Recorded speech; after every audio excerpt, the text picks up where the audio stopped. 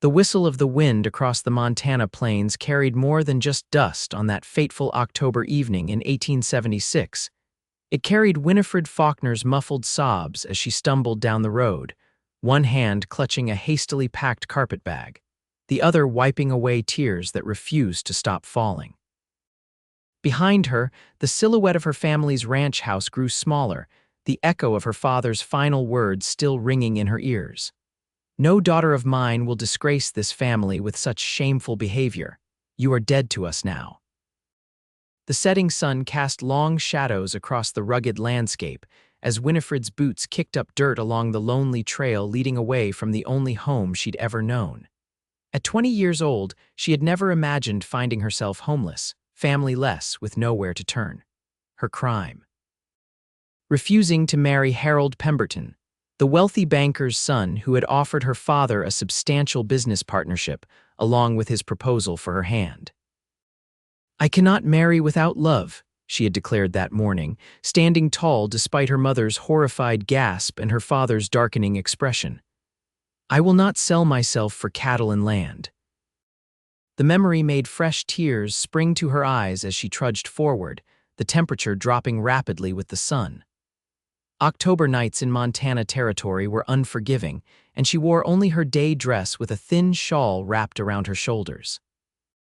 Her fingers were already growing numb, and she had no destination in mind just away from the ranch and the crushing disappointment in her parents' eyes. After an hour of walking, Winifred spotted a faint light in the distance. As she drew closer, she recognized the modest cabin belonging to Owen Harrington, a quiet cowboy who worked occasionally for neighboring ranches. They had exchanged words only a handful of times at town gatherings, but she remembered his kind eyes and the gentle way he spoke to his horse. Desperation drove her forward. She would ask only for directions to town, perhaps the loan of a warmer coat. Nothing more. Pride still coursed through her veins, even as hunger and cold gnawed at her resolve.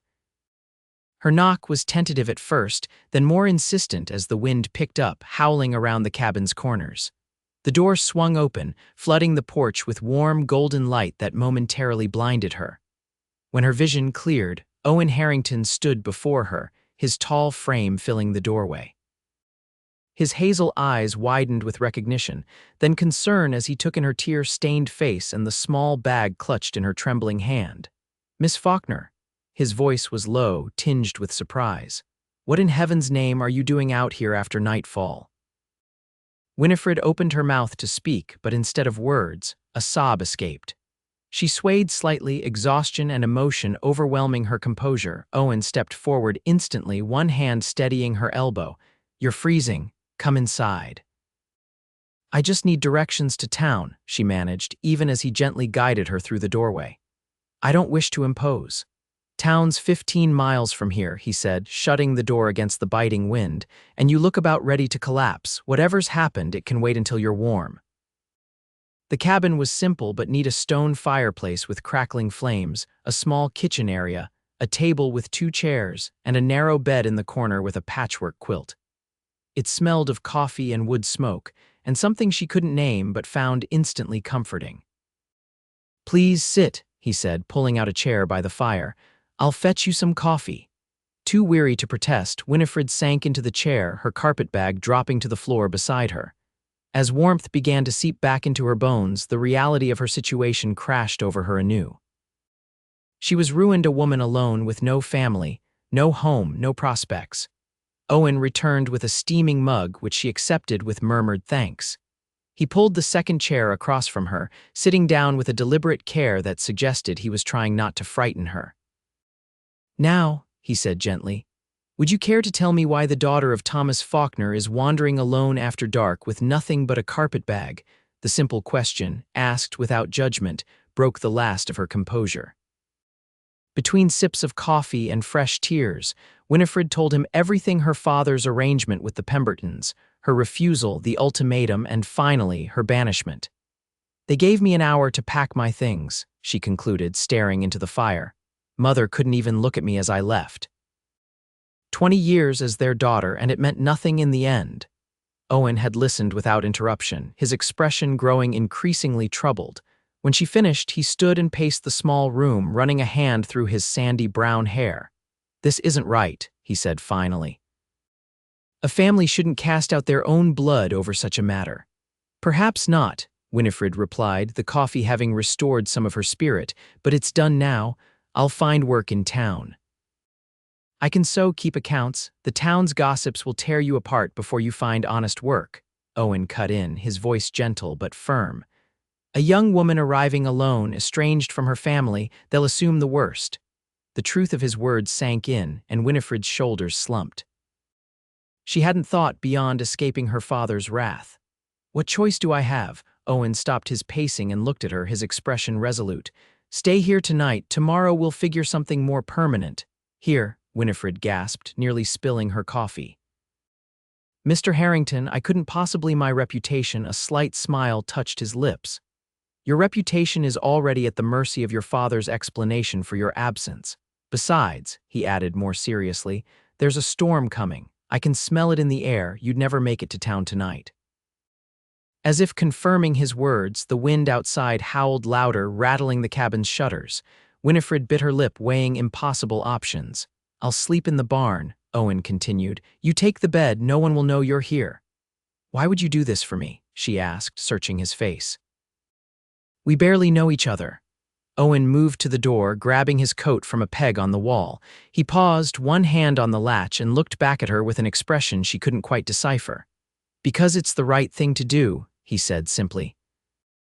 Then he opened the door, letting in a swirl of cold air before adding, "The cabin isn't much, but for tonight at least, Miss Faulkner, this is home now." The door closed behind him, leaving Winifred alone with those words echoing in her mind. "This is home now." Simple words that somehow seemed to push back against the darkness that had been closing in around her heart since she walked away from her family's ranch. She rose shakily and moved to the window, watching Owen's silhouette cross the yard to the small barn. The kindness of this near stranger left her both grateful and uneasy. In a world that had suddenly turned cruel and uncertain, such generosity seemed almost too good to be true. Exhaustion finally overcame her wariness. After washing her face in the basin Owen had indicated, Winifred settled onto the narrow bed, pulling the quilt up to her chin. Despite her resolve to stay alert, she fell into a deep sleep almost instantly, the sound of the wind and the crackling fire blending into a lullaby of strange comfort. Morning arrived with pale sunlight filtering through the cabin's single window. For a moment, Winifred was disoriented, blinking at the unfamiliar ceiling. Then memory flooded back her father's rage, her mother's silent tears, the long walk, and finally, Owen Harrington's unexpected kindness. A soft knock at the door brought her fully awake. She hastily smoothed her rumpled dress and hair before calling, "Yes, it's Owen," came the reply. "I've got breakfast whenever you're ready. Take your time."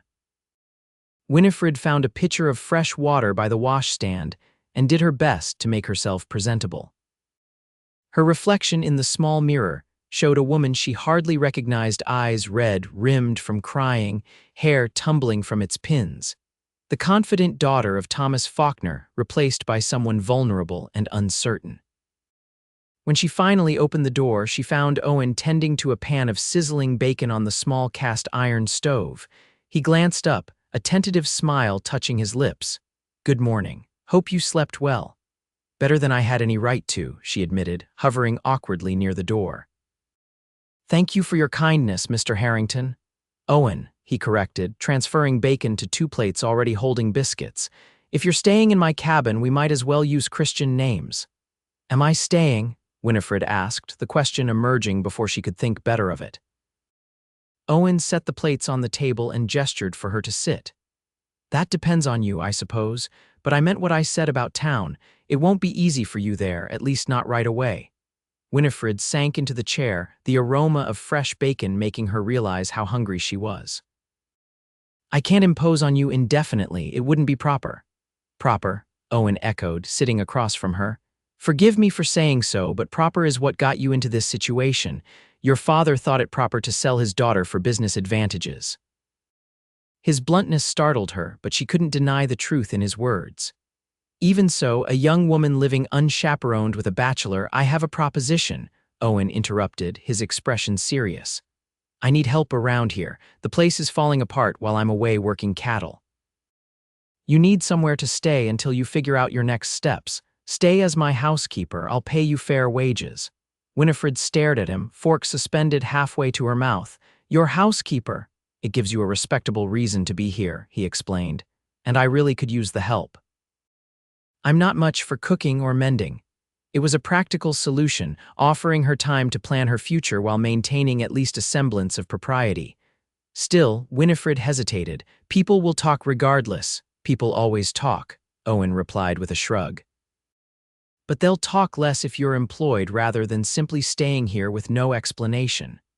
Winifred took a bite of bacon, considering his offer. She had no money of her own. Her father had kept tight control of the family finances. The few dollars tucked into her carpetbag wouldn't last long in town. All right, she said finally. I accept your offer, Mr. Owen, but only until I can make other arrangements. Something like relief crossed his face. Good, that's settled then. He stood, gathering his hat from a peg by the door. I need to check the fences on the north pasture. Will you be all right here alone? I've managed a household of 12 ranch hands, Winifred replied with a touch of her old confidence. I think I can handle one cabin. Owen's lips quirked into a smile. I don't doubt it. I'll be back by midday. After he left, Winifred sat for a long moment, the reality of her new situation settling around her like a strange cloak. Yesterday, she had been Winifred Faulkner, daughter of one of the territory's most prominent ranchers. Today, she was, a banished daughter, a housekeeper. A woman adrift, with a deep breath, she pushed away these thoughts and surveyed the cabin. If this was to be her home for now, she would make it a proper one. She rolled up her sleeves and set to work. By the time Owen returned, the cabin had been transformed.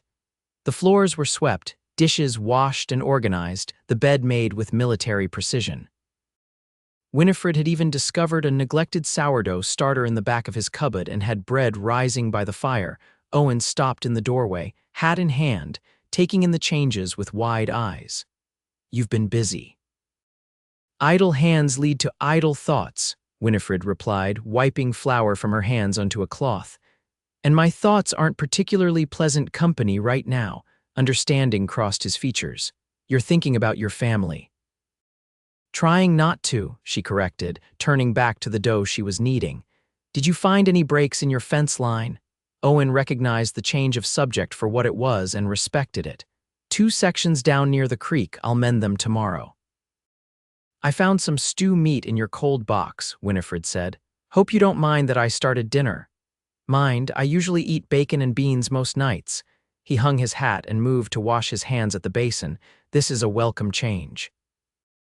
As they settled into a routine over the following days, Winifred found an unexpected peace in the simple cabin. Owen left early each morning to tend to his small herd or to work for neighboring ranches. She spent her days cleaning, cooking, and gradually adding small touches to make the sparse cabin more comfortable. Wildflowers in a jar on the table, curtains fashioned from flour sacks, a braided rug made from scraps of old clothing she found in a trunk. Owen had insisted on sleeping in a lean-to he built onto the side of the cabin, giving Winifred the bedroom. Each night, they would share dinner and conversation by the fire before retiring to their separate quarters.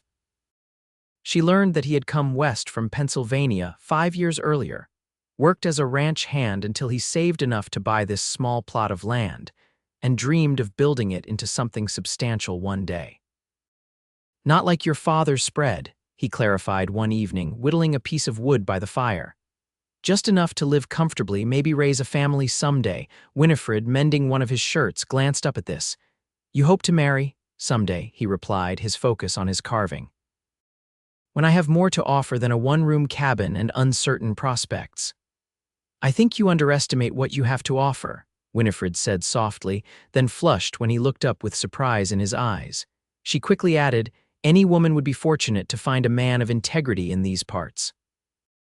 A comfortable silence fell between them, broken only by the crack of the fire and the soft scrape of his knife against wood. 1 week stretched into 2. and Winifred began to worry about the arrangement. No one had come looking for her, not her father, not her mother, not even her younger brother William, with whom she had always been close. The silence from her family cut deeper than their initial rejection. On the 15th day, as Winifred was hanging laundry on the line behind the cabin, she spotted a rider approaching. Her heart leapt to her throat when she recognized Stanley Parker, one of her father's ranch hands. She stood frozen, a damp shirt clutched in her hands as Stanley rode up to the fence. He tipped his hat, his expression unreadable. "Miss Faulkner," he said, his voice carrying across the yard, "your father's been asking where you got to. Has he now?" Winifred replied, fighting to keep her voice steady. "Seems strange he'd care, considering his last words to me." Stanley shifted uncomfortably in his saddle. "He's been in a dark mood since you left. Your ma barely speaks. Young William's been riding out looking for you most days." The mention of her brother brought a lump to her throat.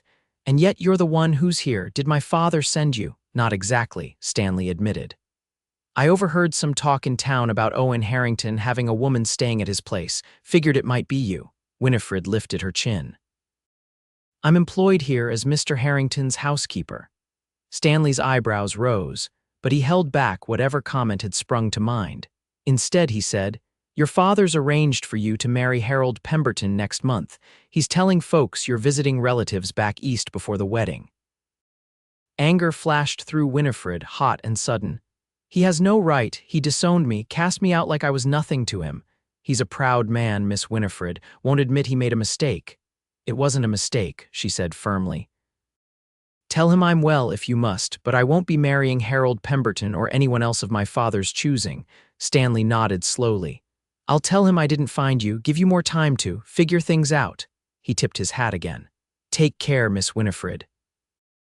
As he rode away, Winifred sank to her knees in the grass, the shirt still clutched in her hands.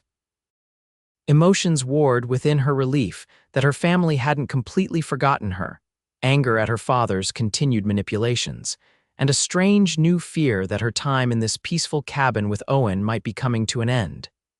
That evening, she told Owen about Stanley's visit. He listened in silence, his expression growing more troubled with each word. "Your father won't give up easily," he said when she finished. "Men like Thomas Faulkner don't accept defeat, especially not from their own children." "What should I do?" Winifred asked, hating how vulnerable she sounded. Owen was quiet for a long moment, staring into the fire. "That depends on what you want, Winifred. Do you want to go home?" "No," she replied without hesitation. "Not if it means marrying Harold Pemberton, and if that condition were removed." "If you could return to your family with your freedom intact," Winifred considered this, trying to imagine returning to her father's house after everything that had happened. "I don't know," she admitted. "So much has changed in such a short time. I've changed." Owen nodded as if her answer confirmed something for him. "Then we wait. Your father will make his next move soon enough." They didn't have to wait long. 3 days later, Thomas Faulkner himself rode up to Owen's cabin, accompanied by 2 of his men. Winifred was alone, Owen having left at dawn to help a neighboring rancher with a difficult calving. Her father's imposing figure filled the doorway when she answered his knock. At 55, Thomas Faulkner was still a formidable man, tall, broad-shouldered, with a thick gray beard and piercing blue eyes that matched Winifred's own. "So it's true," he said, his voice as hard as she remembered. "My daughter has become a cowboy's housekeeper." Winifred gripped the door frame, steadying herself. "Hello, father." He pushed past her into the cabin, surveying the modest room with undisguised contempt. "This is what you chose over your family, over a respectable marriage to a man of means." "I chose freedom," Winifred replied, closing the door and facing him. "The freedom to decide my own fate," Thomas snorted. "Freedom? Look at you living in squalor, doing menial work, your reputation in tatters. Is this the freedom you wanted?" His words stung, but Winifred held her ground. "Why are you here, father? You made your position quite clear when you told me I was dead to you." Something flickered in Thomas's eyes, regret, perhaps, though it was quickly masked by stern resolve. "I've come to bring you home. Your mother is beside herself with worry." "The wedding to Harold is in 3 weeks. There will be no wedding," Winifred said firmly. I won't marry a man I don't love, no matter what business advantages it brings you. Love, Thomas scoffed. What has love to do with marriage? Marriage is about alliances, about building something lasting. The Pemberton Bank could secure our ranch's future for generations. Then marry Harold yourself, Winifred retorted, a flash of her old spirit returning. I won't be sold like cattle at auction. Thomas's face darkened with anger. You've become insolent, girl. This cowboy has filled your head with nonsense. Owen has nothing to do with my decision, Winifred insisted. He simply offered shelter when my own father cast me out. Owen, is it? Thomas seized on the familiar use of his name.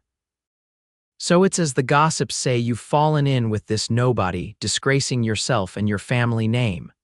Before Winifred could respond, the door opened and Owen himself entered, his expression hardening as he took in the scene before him.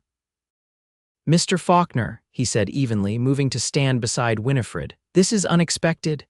Harrington, Thomas acknowledged coldly, I've come for my daughter.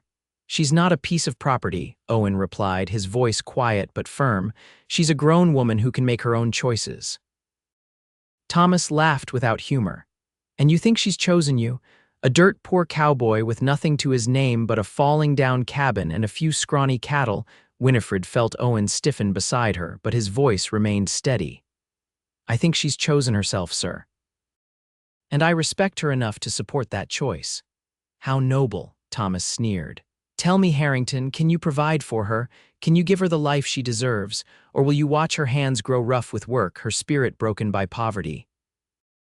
Owen's jaw tightened, but before he could respond, Winifred stepped forward. Stop it, she said, her voice cutting through the tension. Both of you, I'm not a prize to be won or a possession to be claimed. I'm a person with my own mind and heart. She turned to her father, meeting his gaze directly. I won't be returning home, father. Not to marry Harold Pemberton, not to be paraded around as your obedient daughter. If you truly care for me, you'll respect my decision. For a moment, something like pain crossed Thomas Faulkner's weathered face. Then his expression hardened once more. So be it. But know this, you choose this path, you choose it completely. No crawling back when winter comes and your cowboy can't keep food on the table. No Faulkner money to save you from your mistakes. I understand, Winifred said quietly. Thomas gave one last contemptuous look around the cabin before striding to the door. He paused with his hand on the latch. Your mother will be heartbroken. The words were meant to wound, and they did. Winifred fought back tears as she replied, Tell her I love her, and William too. Without acknowledging her words, Thomas Faulkner walked out, followed by his men. Through the window, Winifred watched them mount and ride away, her father's straight back a familiar sight that now carried a finality that made her heart ache despite everything. When they had disappeared from view, she became aware of Owen standing quietly behind her. She turned to face him, expecting to see anger or resentment at being drawn into her family drama. Instead, his expression held only concern. Are you all right? The simple question undid her composure. Tears she had been holding back spilled down her cheeks as she shook her head. No. But I will be. Without a word, Owen stepped forward and opened his arms. Winifred hesitated only a moment before stepping into his embrace, allowing herself to be held as sobs shook her body. His hand moved in gentle circles on her back, his chin resting on top of her head. I'm sorry, she managed between tears, for what he said about you, about your home. SHH, Owen murmured, none of that matters. When her tears finally subsided, Winifred became acutely aware of their position, her face pressed against his chest, his arms around her waist, the steady beat of his heart under her ear. She pulled back slightly, looking up to find him watching her with an expression that made her breath catch. Thank you, she whispered, for everything. Owen reached up to brush a tear from her cheek, his touch achingly gentle. Your father was wrong about one thing. Only one, Winifred attempted a watery smile. About this being my home, Owen said, his voice low. Since you've been here, it's become our home, and it's better for having you in it. Something shifted between them in that moment, a recognition of feelings that had been growing quietly in the days they had shared this small space, cooking meals together, talking by the fire, existing in a harmony neither had expected. Winifred saw it in his eyes, knew he could see it reflected in hers. But the timing was wrong, with her father's harsh words still echoing in the cabin and her emotions raw from the confrontation.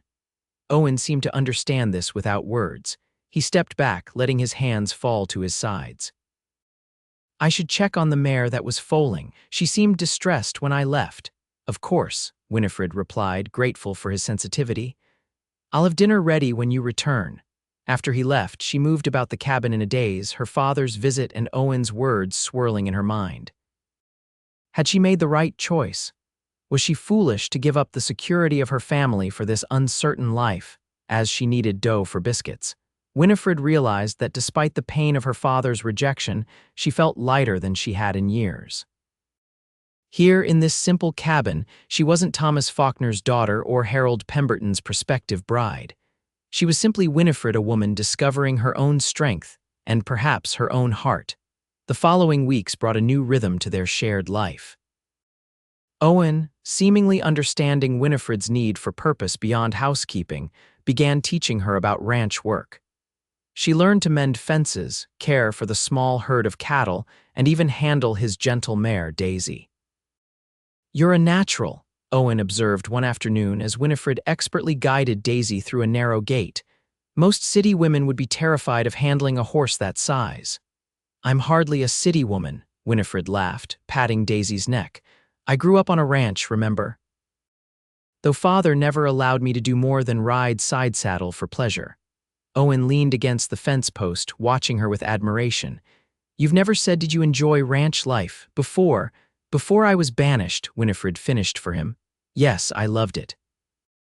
The open space, the changing seasons, the connection to the land. What I didn't love was being treated like an ornament, valuable only for the advantageous marriage I might make." Owen nodded thoughtfully. "You deserve more than that. You deserve to be valued for who you are, your mind, your spirit, your heart." The sincerity in his voice made Winifred's cheeks warm. These moments had been happening more frequently, times when their conversation would shift from practical matters to something more personal, more meaningful. "And what about you?" she asked, dismounting from Daisy. "What do you deserve, Owen Harrington?" He looked away, focusing on adjusting the gate latch. "I've got more than most men already." "That's not an answer," Winifred pressed gently, stepping closer. Owen met her gaze then, and the naked honesty in his eyes took her breath away. "Peace, purpose, someone to share it all with. That's what any man wants, I reckon." The air between them seemed to vibrate with unspoken words. Winifred found herself wondering what it would be like to be that someone for Owen, to build a life together on this small patch of Montana earth, far from her father's controlling influence. The moment was broken by the distant sound of approaching riders. Owen straightened, his expression turning wary as he scanned the horizon. "Were you expecting visitors?" Winifred asked, automatically moving closer to his side. "No," Owen replied, his hand moving to the revolver at his hip. "Stay behind me."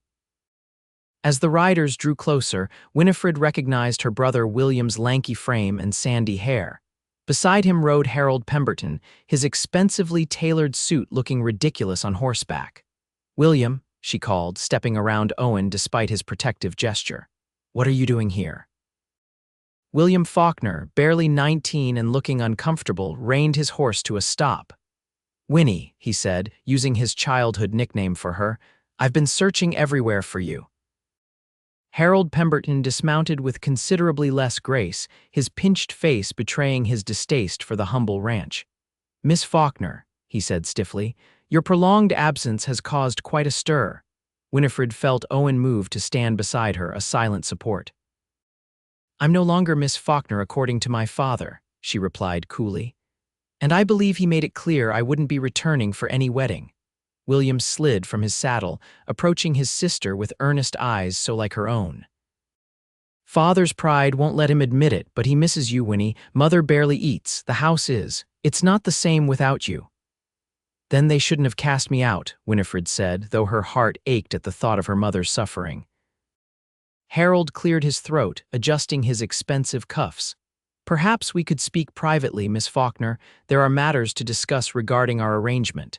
There is no arrangement, Winifred replied firmly, and anything you have to say can be said in front of Owen. Harold's gaze flicked dismissively over Owen before returning to Winifred. Very well. I've spoken with your father and we've agreed to be flexible regarding certain terms of our union. You would have considerable freedom in running the household, choosing staff, even participating in some business decisions. How generous, Winifred said, unable to keep the sarcasm from her voice.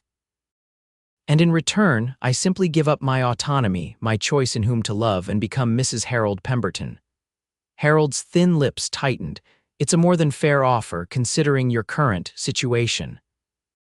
His gaze took in the modest cabin and Owen's work-worn clothes with barely concealed disdain. My sister doesn't need your charity, Pemberton, William interjected, surprising Winifred with his boldness. I didn't bring you here to insult her. Why did you bring him, Will? Winifred asked softly. William ran a hand through his hair, a nervous gesture he'd had since childhood. I hoped you might reconsider coming home, not for the wedding, but for Mother's sake, for mine. Winifred felt torn between her love for her brother and the freedom she had found here with Owen. I can't return on Father's terms, Will, you know that. Then return on your own terms, William urged. Tell Father what you need to come home. Harold made an impatient sound. This is becoming absurd. Either she honors her commitment or she doesn't. I won't be made a fool of any longer. You were never promised my hand, Winifred reminded him sharply. That arrangement was between you and my father without my consent. Owen, who had remained silent throughout the exchange, finally spoke. I think Miss Faulkner has made her position clear, gentlemen. She's welcome here for as long as she chooses to stay. Harold turned on Owen with a sneer. And what exactly are your intentions toward her, Cowboy? Or are you simply enjoying the scandal of having Thomas Faulkner's daughter under your roof? Owen's eyes narrowed dangerously. My intentions are honorable, which is more than I can say for a man who would marry a woman against her will. Honorable, Harold scoffed. You've ruined her reputation beyond repair. No decent man will have her now. Before Owen could respond, Winifred stepped between them. That's enough. I'm not a commodity to be traded or a reputation to be ruined. I'm a person with the right to choose my own path. She turned to her brother, softening her tone. Tell Mother I love her, Will, and I'll write to her soon, but I won't be returning home, not while Father insists on this marriage. William looked pained but nodded. I understand, Winnie, and for what it's worth, I think you're right to stand your ground. He cast a considering look at Owen. Is he good to you? Are you happy here? The simple question brought unexpected tears to Winifred's eyes. Yes, she said softly. I am. Harold made a disgusted noise and turned toward his horse. This is a waste of time. When you tire of playing at poverty, Miss Faulkner, you know where to find me. After they had gone, Owen and Winifred stood in silence, watching the dust settle on the trail. Finally, Owen spoke, his voice hesitant. Did you mean that? About being happy here? Winifred turned to him, realizing that in defending her choice to her brother, she had revealed more of her feelings than she had intended. Yes, she admitted. Despite everything, I've found something here I never had at home. And what's that? Owen asked, his eyes searching hers. Freedom, she said, but more than that, understanding, respect. She took a deep breath. Friendship. Owen nodded slowly, though something like disappointment flickered in his eyes. Friendship is important. It is, Winifred agreed. Then, gathering her courage, she added, but I think perhaps what's growing between us might be more than friendship, Owen. The change in his expression was immediate hope replacing caution, warmth chasing away restraint. I've thought so too, he said quietly, but I didn't want to presume or to take advantage of your situation. You've been nothing but honorable, Winifred assured him, taking a step closer. More honorable than any man I've known. Owen reached out slowly, as if giving her time to pull away, and tucked a strand of hair behind her ear. Winifred Faulkner, he said, his voice low and earnest, I find myself thinking about you from sunrise to sunset and dreaming about you in between. I never expected to feel this way about anyone, least of all a woman who literally appeared on my doorstep. Winifred felt her heart quicken at his words, and I never expected to find home in a place so different from where I grew up. Yet here we are. Here we are, Owen echoed, his hand still lingering near her cheek. So where do we go from here? Instead of answering with words, Winifred rose on her tiptoes and pressed her lips gently to his. It was a brief kiss, chaste by most standards, but it sent a current of warmth through her body that left her breathless. When she pulled back, Owen's eyes were wide with wonder. "Winifred," he breathed. "I think," she said, smiling up at him, "that we see where this journey takes us, together." As autumn deepened into winter, the relationship between Winifred and Owen blossomed alongside the changes in the landscape. The first snow came early that year, blanketing the prairie in pristine white and turning the modest cabin into a cozy haven against the elements. Their days fell into a pleasant rhythm, working side by side to care for the animals and maintain the property, sharing meals and conversation by the fire in the evenings, and gradually allowing themselves to explore the deepening feelings between them. Owen proved to be a patient teacher, showing Winifred the skills needed for ranch life without ever making her feel inadequate. In turn, she brought organization and comfort to his home, transforming the bachelor cabin into a place of warmth and belonging.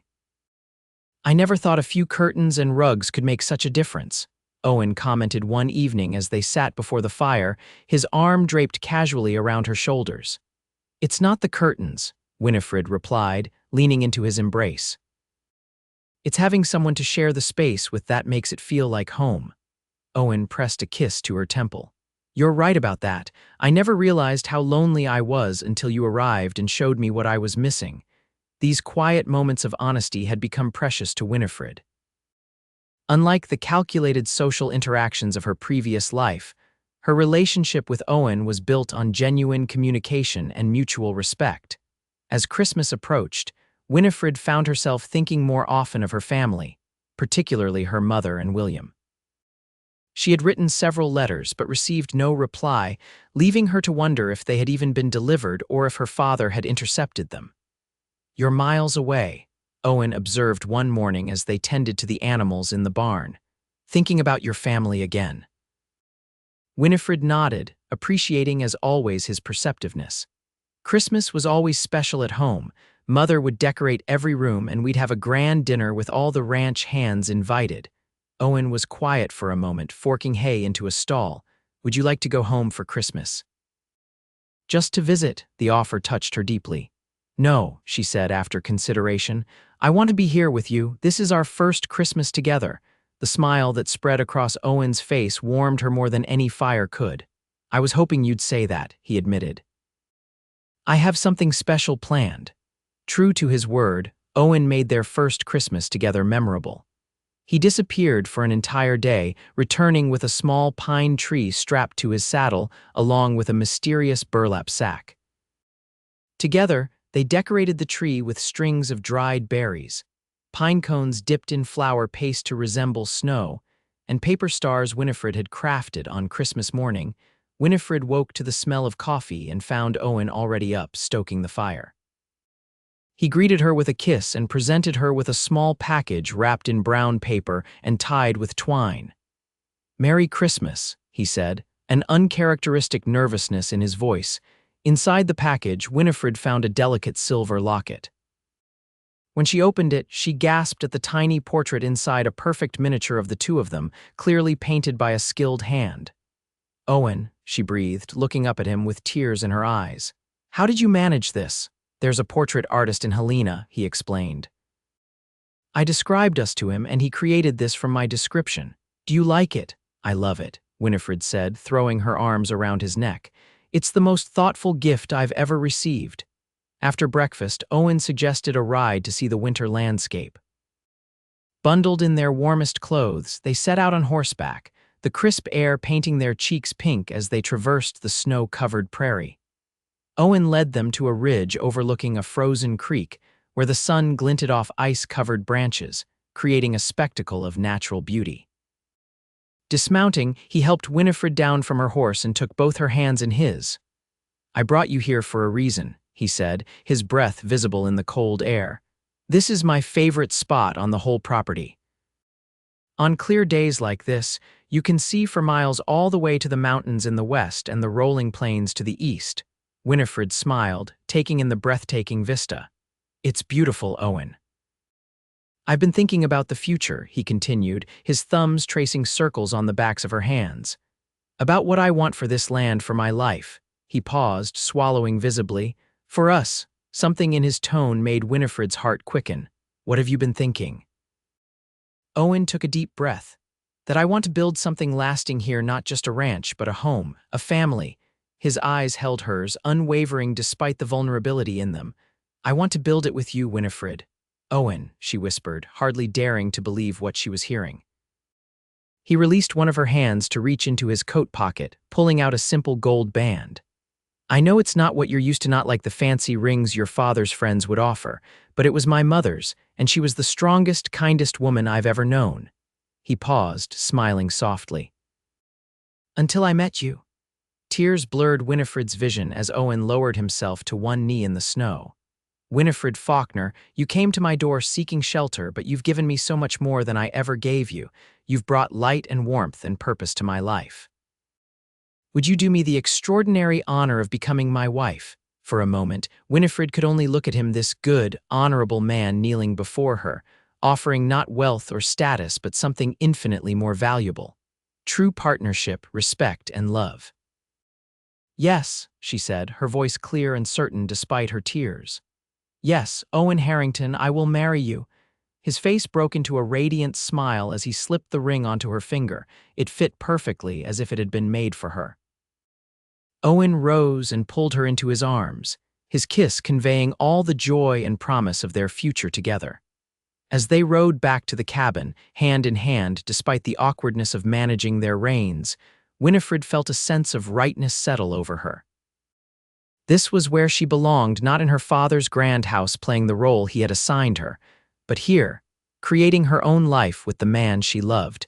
News of their engagement spread quickly through the small community. Most reactions were positive. Owen was well respected for his honest work and integrity, but inevitably, word reached the Faulkner ranch.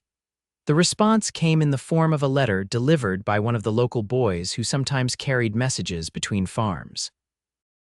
Written in her mother's delicate hand, it was brief, but carried the weight of months of separation. My dearest Winifred, your father has forbidden contact, but I can no longer abide by his wishes when my heart is breaking for you. William tells me you have found happiness with Mr. Harrington. If this is true, then I rejoice for you, my brave girl.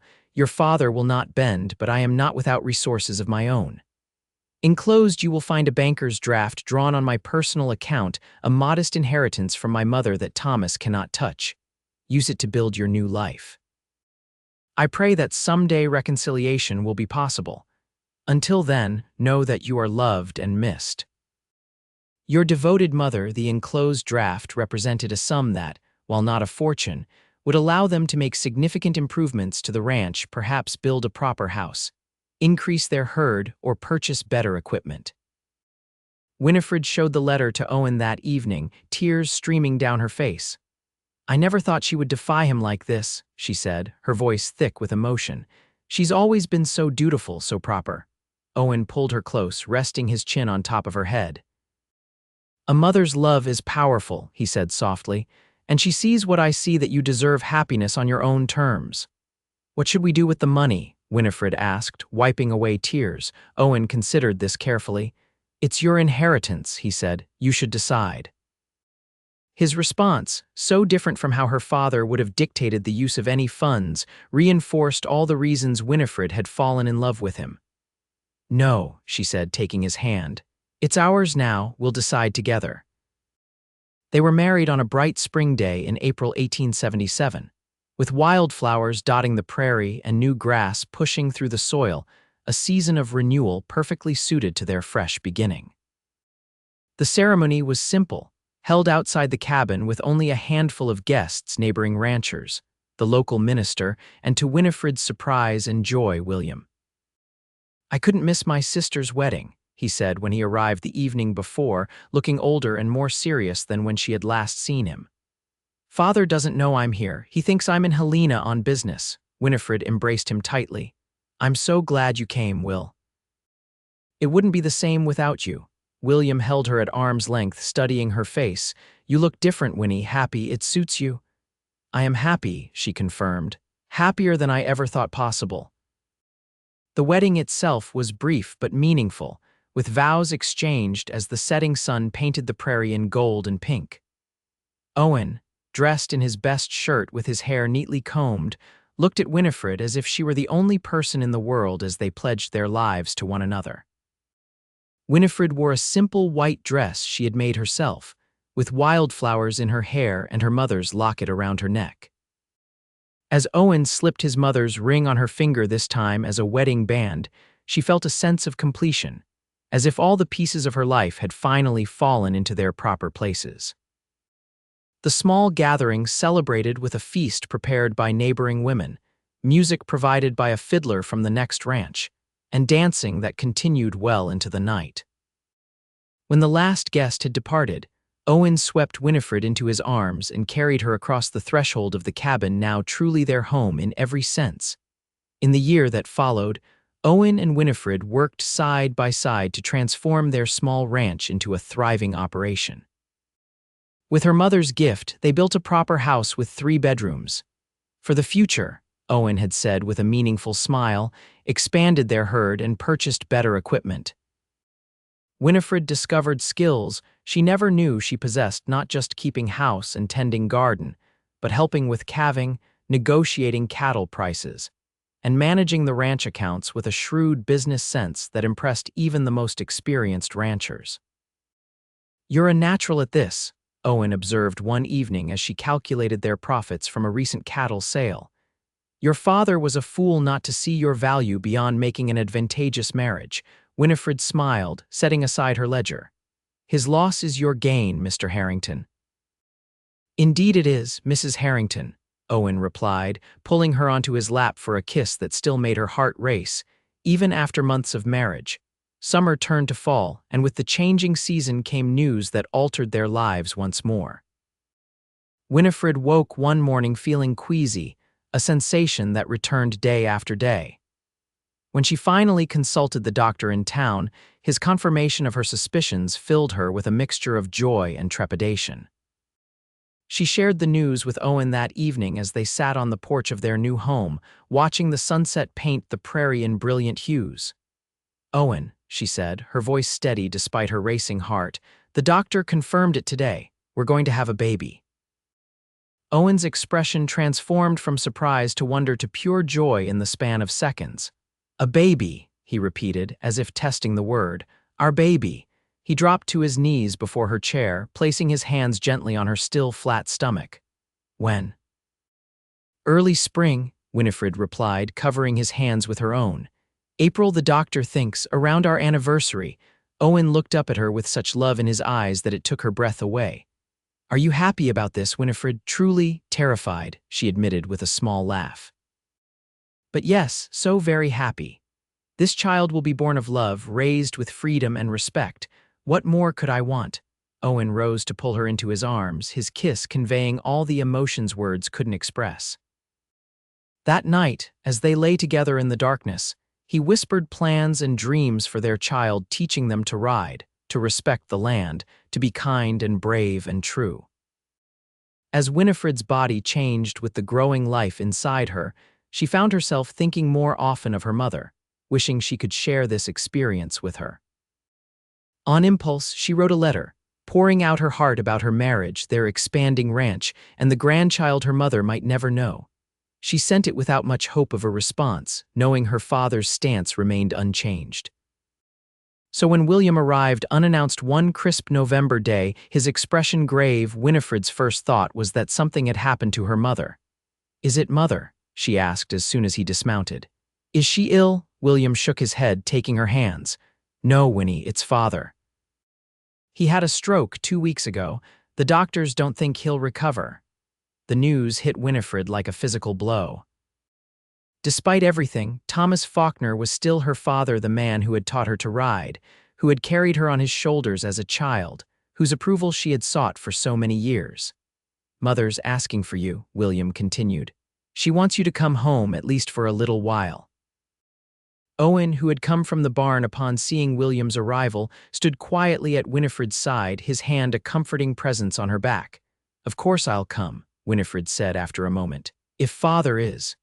She couldn't finish the sentence. William nodded in understanding.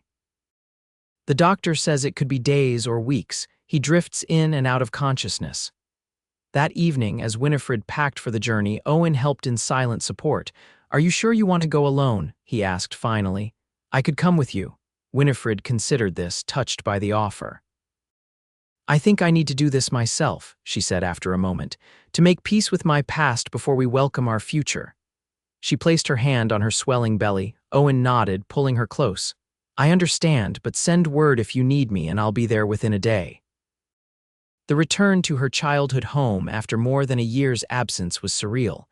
The grand ranch house looked exactly as she remembered, yet somehow smaller, less imposing. As William helped her down from the wagon, the front door opened and her mother appeared. Elizabeth Faulkner had aged in the months since Winifred had last seen her, her auburn hair now streaked liberally with gray, new lines etched around her eyes and mouth. But her embrace was as warm and familiar as ever. "My dear girl," she whispered, holding Winifred at arm's length to study her. Her eyes widened as she took in the visible evidence of Winifred's pregnancy. "Oh, you're with child," Winifred nodded, suddenly shy. "Due in April, your first grandchild." Tears filled Elizabeth's eyes as she pulled Winifred close again. "I'm so sorry," she murmured, "for everything. For not standing up to your father, for letting you go." "It's all right, Mother," Winifred soothed, her own eyes damp. "It all led me to where I needed to be." Elizabeth led her inside, where everything was eerily unchanged, the same heavy furniture, the same paintings on the walls, even the same scent of beeswax and wood polish. The only difference was the hushed atmosphere, the sense of waiting that permeated the house. "He's upstairs," Elizabeth said quietly. "The doctor was here this morning. He says—" She trailed off, unable to finish. Winifred squeezed her mother's hand. "I'll go to him." The master bedroom was dimly lit, heavy curtains drawn against the afternoon sun. Thomas Faulkner lay propped against pillows, his once powerful frame diminished, his right side visibly weakened. His eyes were closed, his breathing labored. Winifred approached the bed slowly, her heart pounding. "Father." His eyes opened, those piercing blue eyes so like her own, and focused on her with difficulty. For a long moment he simply stared, as if struggling to place her. "Winifred," he said finally, his voice a hoarse whisper, the right side of his mouth drooping. "Yes, Father, it's me." She moved closer, taking the chair beside the bed. Thomas's left hand, the only one he could still control, moved across the blanket toward her. After a moment's hesitation, Winifred took it in hers. His fingers were cold, the skin paper thin over prominent bones. "You came," he managed, each word clearly an effort. "Of course I came," Winifred replied softly. Thomas's gaze moved to her rounded belly, visible even beneath her traveling dress. "A child," he said, something unreadable crossing his face. Winifred nodded, unsure what to say. Would he be angry? Disapproving? But the expression that settled on his partially paralyzed features was one she had rarely seen there: regret. "I was wrong," he whispered, the admission clearly costing him tremendous effort. Tears sprang to Winifred's eyes at these unexpected words. "Father, let me finish," he interrupted, his voice strengthening slightly. "Pride, too much pride, lost you because of it." His fingers tightened around hers. "Can you forgive an old fool?" Winifred found herself thinking of the months of hurt, the harsh words, the rejection, but also of the father who had once swung her onto his shoulders, who had taught her to ride her first pony, who had, in his own flawed way, wanted what he thought was best for her. "Yes," she said, the word emerging as barely more than a whisper. "I forgive you, Father." Something eased in Thomas's face, tension releasing, peace settling in its place. "Tell me," he said, his words slurring slightly, "are you happy with your cowboy?" Winifred smiled through her tears. "Yes. Very happy. Owen is a good man. He treats me as a partner, not a possession." Thomas nodded slightly, his eyes drifting closed. "Good, that's good." His breathing deepened, and for a moment Winifred thought he had fallen asleep. But then his eyes opened once more, focusing on her with surprising clarity. "The ranch," he said. "William is too young, needs help." His fingers squeezed hers with surprising strength. "You always had a head for business, better than your brothers." Winifred was stunned by this admission, her father acknowledging a skill he had never allowed her to use. "Father, come home," Thomas said, his voice fading. "Both of you, help William. This land should be yours too." Before Winifred could respond, his eyes drifted closed again, his breathing settling into the rhythm of sleep. She sat beside him for a long time, holding his hand, trying to process everything that had happened. When she finally emerged from the bedroom, she found her mother waiting in the hallway, anxiety clear on her face. "He asked me to come home," Winifred said, still dazed by the conversation. "He said Owen and I should come back to help William run the ranch." Elizabeth's eyes widened.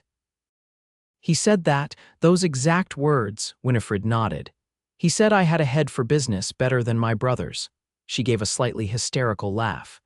"After all these years of treating me like I was only good for making an advantageous marriage." Her mother took her hands, leading her to a seat in the parlor. "Your father has had a lot of time to think these past months," she said quietly. "Even before his stroke, he was different, quieter. I would sometimes find him looking at your portrait in the study." "He never wrote," Winifred pointed out, "never tried to make amends." "Pride," Elizabeth said simply, "the Faulkner curse, but he did ask about you whenever William returned from town with news." She paused, her expression softening. "He was especially interested after hearing you had married your cowboy." "Owen," Winifred corrected gently. "His name is Owen." Elizabeth nodded. "Owen, yes, your father would never admit it, but I think he was impressed that you stood your ground. That you chose your own path, consequences be damned." A smile touched her lips. "You're very much his daughter in that respect." The comparison startled Winifred, but as she considered it, she recognized the truth in her mother's words. Her father's stubborn determination, his refusal to back down, his fierce independence, she had inherited all these traits, though she had turned them to different purposes. "What will you do?" Elizabeth asked after a moment. "About your father's request." Winifred sighed, looking around at the familiar parlor where she had spent so many hours learning proper etiquette, needlework, and all the other accomplishments deemed suitable for a rancher's daughter. "I don't know. This is no longer my home, Mother. Owen and I have built a life together. We have plans, dreams for our own ranch." "Of course," Elizabeth said quickly. "I wouldn't expect you to give that up, but perhaps there's a way to honor your father's wish without sacrificing what you've built." Winifred remained at her childhood home for 2 weeks, during which Thomas Faulkner's condition continued to deteriorate. He had moments of lucidity when he would recognize her, even ask about Owen and the baby, but these grew increasingly rare. She wrote to Owen daily, pouring out her conflicted feelings about her father, her childhood home, and the unexpected request to return. His replies were supportive and loving, assuring her that whatever decision she made, they would face it together. On a cold December morning, Thomas Faulkner slipped away peacefully in his sleep, his wife and daughter at his bedside. Winifred felt a complex mixture of grief, relief, and regret as she held her mother through the first waves of mourning. The funeral was well attended, with ranchers from miles around coming to pay their respects to a man who, despite his flaws, had been a cornerstone of the community. Owen arrived the day before, his steady presence a comfort as Winifred navigated the social complexities of being the returned daughter amid whispers and speculation. "Are you all right?" he asked as they prepared for bed in the guest room her mother had insisted they share, propriety finally giving way to family bonds. Winifred considered the question carefully. "I think so," she said finally. "There's so much unresolved, so many things we never said to each other. But in those last days there was peace between us, that counts for something." Owen pulled her close, his hand resting protectively over their growing child. "It counts for a lot," he assured her. After the funeral, as guests departed, and the household settled into the quieter rhythms of mourning, Winifred, Owen, Elizabeth, and William gathered in Thomas Faulkner's study for the reading of his will. The family lawyer, Mr. Patterson, adjusted his spectacles as he prepared to read the document. "This will was revised just after Mr. Faulkner's stroke," he explained, looking at Winifred with what seemed like approval. "The changes are significant." What followed left everyone in stunned silence. Thomas Faulkner, the man who had disowned his daughter for defying his marriage plans, had left the ranch divided equally between William and Winifred, with provisions for Elizabeth's comfort for the remainder of her life. More surprisingly, there was a specific codicil addressing Owen. To my son-in-law, Owen Harrington, whom I never had the privilege to know properly, I leave my apologies for my pride and my blessing on his union with my daughter. Additionally, I leave him my personal collection of breeding stock in recognition of his skill with horses, which has been reported to me as exceptional. Owen's face reflected his shock. I don't understand, he said, looking to Winifred. How did he know about my work with horses? William cleared his throat. I may have mentioned it from time to time, he admitted. Father always listened, even when he pretended not to. Mr. Patterson continued, outlining the final provisions, a request that Owen and Winifred consider joining their smaller ranch with the Faulkner property, creating a unified operation that would secure the family legacy for generations to come. He's offering us a partnership, Winifred said slowly, understanding dawning. Not asking us to give up what we've built, but to bring it together with what he built. Later that evening, as Winifred and Owen walked the familiar paths of the ranch in the fading light, they discussed the unexpected opportunity before them. What do you think? Winifred asked, her arm linked through his. Could you be happy here, working alongside William, being part of this larger operation? Owen was quiet for a long moment, considering the vast expanse of the Faulkner Ranch with its substantial herds, well-maintained buildings, and established reputation. It's a generous offer, he said finally. And I think your father was trying in his way to make amends. But, Winifred prompted, hearing the hesitation in his voice, but I don't want you to feel obligated, Owen replied, stopping to face her. What we've built together, it's ours, Winifred, hard-won and honest. I don't want to lose that sense of partnership, of building something from the ground up together. Winifred placed her hand on his cheek, touched by his concern. Nor do I. But perhaps we can have both maintain what makes our relationship special while accepting this opportunity to secure our child's future. Owen covered her hand with his own. You've been thinking about this. I have, Winifred admitted. What if we kept our ranch as our primary home? We could help William manage this place, bring our knowledge and skills to bear, but still maintain our independence. A slow smile spread across Owen's face. The best of both worlds. Exactly, Winifred said, warming to the idea. William needs the help, he's young and inexperienced. Mother would have family close by, and our child would grow up knowing both sides of their heritage, the grand Faulkner legacy, and the honest work we've built with our own hands. Owen pulled her close, mindful of her growing belly between them. If that's what you want, then that's what we'll do. Together, as always. Winifred leaned into his embrace, feeling the baby shift inside her as if in agreement. Together, she echoed, thinking of how far they had come since that cold October night when she had appeared on his doorstep, homeless and heartbroken. Spring arrived with the renewal it always promised, bringing with it the birth of their daughter Elizabeth Grace Harrington, named for both their mothers. She came into the world on a bright April morning, almost exactly 1 year after their wedding, with Owen holding Winifred's hand through every moment of labor. She's perfect, Owen whispered, cradling his newborn daughter with awe on his face. She has your eyes. And your smile, Winifred replied. Exhausted but radiant with joy, in the months that followed, they settled into a rhythm that honored both their independence and their new connections to the Faulkner Ranch. They divided their time between properties, with their modest cabin remaining their primary home but frequent visits to the main ranch to help William with management decisions, and to allow Elizabeth time with her granddaughter. The arrangement proved beneficial for everyone. William blossomed under Owen's practical guidance and Winifred's business acumen. Elizabeth found new purpose in grandmotherhood and in teaching Winifred the household management skills she had once resisted. And baby Elizabeth thrived, surrounded by love from all sides. On a warm summer evening, as they sat on the porch of their cabin watching the sunset paint the prairie in gold, Winifred reflected on the journey that had brought them to this moment.